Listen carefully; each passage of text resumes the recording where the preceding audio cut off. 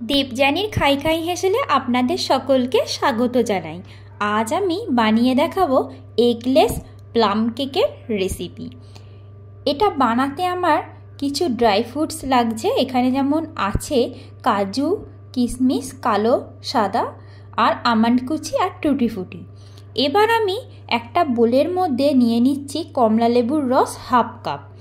এই কমলা লেবুর রসের মধ্যে আমি ড্রাই ফ্রুটসগুলোকে ভিজতে দেব।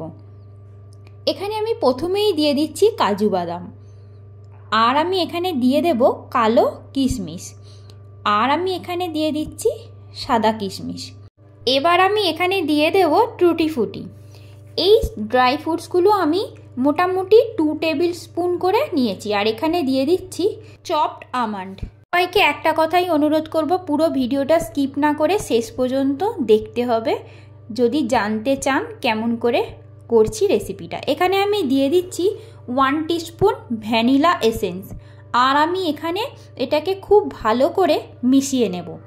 আর আমার চ্যানেলে যারা নতুন বন্ধু তাদের অবশ্যই বলবো চ্যানেলটিকে সাবস্ক্রাইব করে আমার পাশে থাকার জন্য। আর আমি এখানে দিয়ে দিচ্ছি ব্রাউন সুগার হাফ কাপ। এখানে যদি ব্রাউন সুগার কারোর কাছে না থাকে তাহলে প্লেন সুগারও দেওয়া যায়। আর আমি দিয়ে দিলাম 1/4 আদা গুঁড়ো আর হাফ চা চামচ দারচিনি গুঁড়ো। এবার এটাকে খুব ভালো করে মিশিয়ে নেব। মিশিয়ে নিয়ে আমি ঢাকা দিয়ে রাখবো 8 ঘন্টা। 8 ঘন্টা ঢাকা দিয়ে রাখলেই এটা খুব সুন্দরভাবে জিনিসগুলো মিশে যাবে আর সফট হয়ে যাবে। সবাইকেই বলবো পুরো রেসিপিটা শেষ পর্যন্ত দেখুন, খুব ভালো লাগবে আর খুব সুন্দর একটা রেসিপি। কেকটা দুর্দান্ত খেতে হয়। এটা আমি ঢাকা দিয়ে রাখলাম।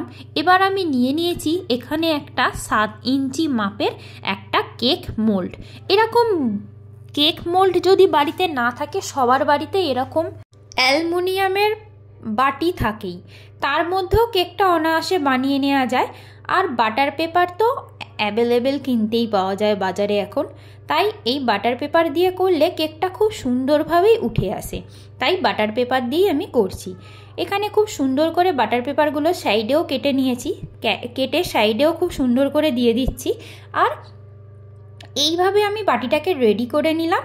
এবার আমি কি করব, একটা বোলের মধ্যে আমি একটা ছাঁকনির সাহায্যে ময়দা নিয়ে নেব। ময়দা আমি এখানে নিয়ে নিচ্ছি 1 কাপ পরিমাণ। যে ময়দা আমরা রেগুলার ইউজ করি সেই ময়দাই আমি এখানে 1 কাপ নিয়ে নিলাম। আর আমি এখানে নিয়ে নিচ্ছি 1/4 কাপ গুঁড়ো দুধ। এখানে আমি দিয়ে দেবো 1 চা চামচ বেকিং পাউডার আর হাফ চা চামচ বেকিং সোডা। এই মাপগুলো কিন্তু খুব ভালো করে বুঝে দিতে হবে, তা না হলেই কিন্তু কেকটা গন্ডগোল হয়ে যাবে। এটাকে খুব সুন্দর করে চেলে নিলাম। এইভাবে যদি এটা চেলে নেওয়া যায় তাহলে কিন্তু কেকের মধ্যে কোনো লাম্পসও হবে না, আর কেকটা খুব সুন্দরভাবে বেক হবে। এইভাবে আমি ময়দা আর গুঁড়ো দুধ আর বাকি উপকরণগুলোকে চেলে নিলাম। এবার আমি এখানে দিয়ে দেব সাদা তেল। সাদা তেল আমি এখানে যে তেল আমরা রান্নায় ইউজ করি সেটাই নিয়ে নিয়েছি। এখানে 1/3 কাপ দিয়ে দিলাম আমি এখানে। এবার এই তেলের সঙ্গে ময়দা আর গুঁড়ো দুধটা ভালো করে মিশিয়ে নেব। ভালো করে এটাকে মিশিয়ে নিতে হবে। ভালো করে এটা মিশে যাওয়ার পর যে ড্রাই ফ্রুটসগুলো আমি কমলা লেবুর জুসের মধ্যে সোকড হতে দিয়েছিলাম সেটা আমি এবার এতে মিশিয়ে দেবো। আমার 30 মিনিট হয়েও গেছে। দেখতেই পাচ্ছেন এগুলো খুব সুন্দরভাবে ভিজেও গেছে, খুব সুন্দরভাবে ভিজে গেছে, আর চিনিটাও খুব সুন্দরভাবে গলে গেছে। তাই এবার আমি এটা ওই ময়দার সঙ্গে মিশিয়ে দেবো। আরও একটা কথা বলে রাখি, ব্রাউন সুগার যদি কারুর বাড়িতে না থাকে এমনি নর্মাল সুগার দিয়েও এটা করা যায়, তাতে টেস্টের কোনো চেঞ্জ হবে না। একটা কারণেই এখানে ব্রাউন সুগার ইউজ করা, সেটা বলেই দিচ্ছি, কালারটা যাতে ব্রাউন হয়, তাই আমি এখানে ব্রাউন সুগার ব্যবহার করেছি। এবার এটা খুব ভালো করে মিশিয়ে নিতে হবে। ভালো করে মিশিয়ে নিলে এটা খুব সুন্দর করে কিন্তু একটা ব্যাটার তৈরি হয়ে যাবে। ব্যাটারটা না ঠিক হবে খুব, আর না খুব পাতলা হবে। আমি মেশাতে মেশাতেই দেখাচ্ছি ব্যাটারটা ঠিক কী স্টেজে আসবে। আরও একটা সবাইকে বলে রাখি, যারা ব্রাউন সুগার পাচ্ছেন না, যারা সাদা সুগারেই করছেন, তারা আমার আগের একটা ভিডিও আছে, কেকের ভিডিও, সেখানে আমি ন্যাচারাল কালার এনেছি, সেটা দেখানো আছে, তাই সেই ভিডিওটা দেখতে পারেন। তো আমার ব্যাটারটা খুব সুন্দরভাবে বানানো হয়ে গেল। এবার আমি এই কেক মোল্ডের মধ্যে এটা ঢেলে দিচ্ছি।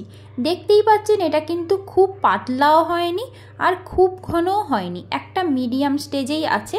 এবার এটা সবটা ঢেলে নেওয়ার পর এটাকে খুব ভালো করে হাতের সাহায্যে ড্যাপ করতে হবে।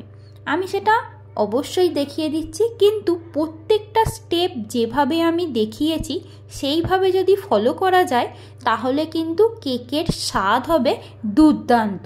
আমি গ্যারেন্টি দিয়ে বলতে পারি, দোকানের কেক আর আপনি বাড়িতে বানিয়ে যদি খান একদম পার্থক্য বুঝতেই পারবেন না।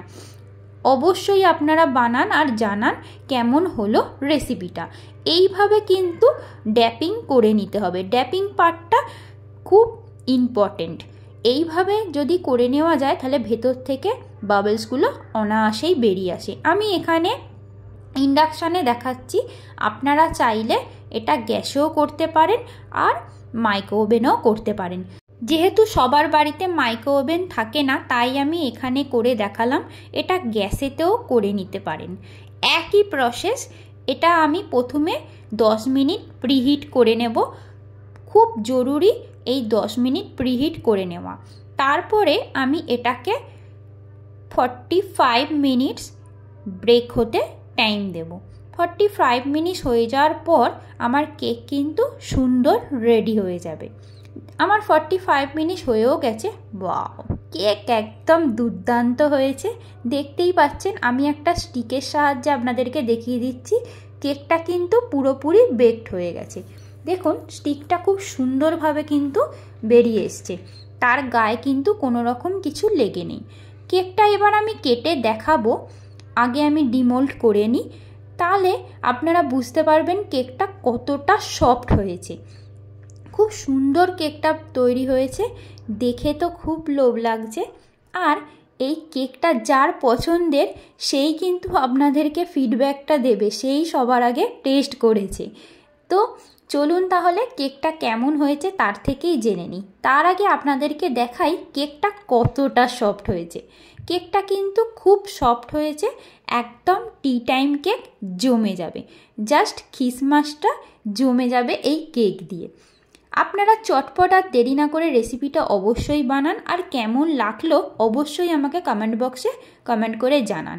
আমি এবার কাটছি, দেখুন কেকটা কতটা সফট হয়েছে, দারুণ না?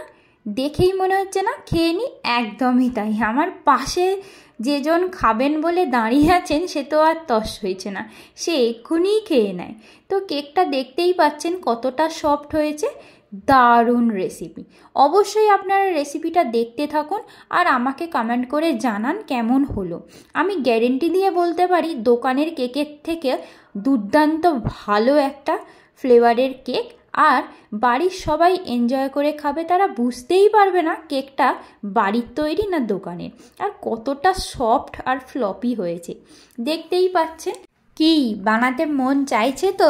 একদম জানতাম আপনারা বানাবেনই বানাবেন। তবে বানাতে কিন্তু বেশি টাইম লাগে না, খুব চটজলদি রেসিপিটা হয়ে যায়, শুধু উপকরণগুলো বাড়িতে থাকা দরকার। তাহলে চলুন শুনে নিই সে কি বলছে।